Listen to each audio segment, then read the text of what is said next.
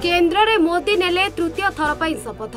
राज्य में बीजेडी शोचनीय पराजय पर बीजेपी विजय दल में आनीदे खुशी। सबुठी बीजेपी कर्मी माने खुशी मनाइबारे लगी।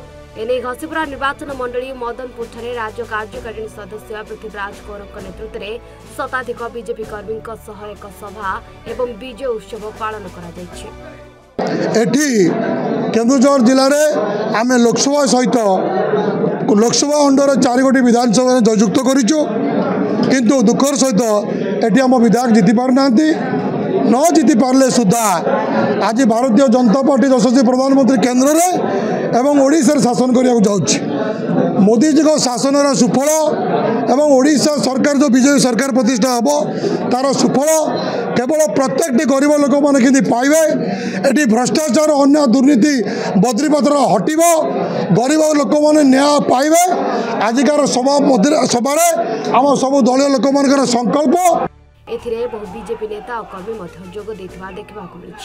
केन्दुझर घसीपुरा अविनाश प्रधान रिपोर्ट सूचना टीवी।